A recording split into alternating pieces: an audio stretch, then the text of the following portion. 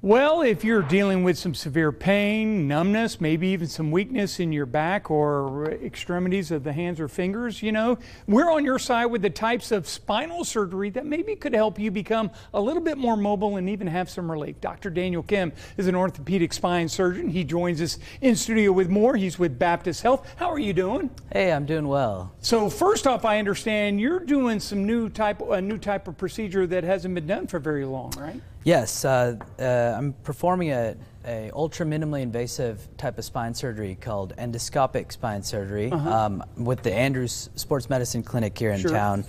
It allows us to preserve motion, use smaller surgeries, let people return back to work in sports faster. Yeah. It's actually a very, very rapidly growing field of spine surgery in America, and a very promising thing for patients. Yeah, I noticed that you've got a tool here. Tell us about what this piece of equipment is and maybe give it a good showing for everybody. Yeah, so this is actually an Arthrex endoscope that I use in surgery, and basically it's a tiny, less than 1 centimeter camera and port device that I use to enter the spine, and you can see these forceps and little graspers that I can use to grab disc herniations, free up nerves, and really do all the same work that we do with open spine surgery in a very, very small footprint, which allows patients to return back to work, to sport, to activity faster with less complications. And that's the key about that, is being able to come back, recuperate quick, right? Right. So the whole idea of minimally invasive spine surgery is it's not one surgery. It's a philosophy of doing less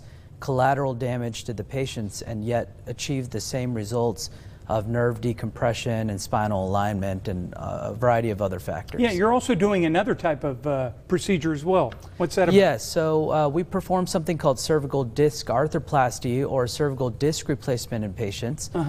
That allows patients to get free of their nerve pain. Traditionally, we used to fuse everybody afterwards, but fusion, although I do plenty of them myself when needed, when you can avoid it, human bones weren't designed to be fused together, so it allows them to maintain motion to prevent potentially future surgeries down the line, and studies have suggested possibly even better short-term outcomes. Yeah, what type of patients, what would they be needing if they were going to undergo these type of procedures? What are they going through? Yeah, so I think that's a really hard thing to say, without every spinal patient, because the spine is very intricate and detailed, is going to be very unique in their pathology as well as the treatment that they need.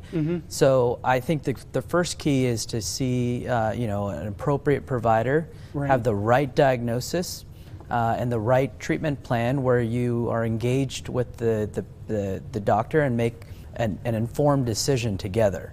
Yeah.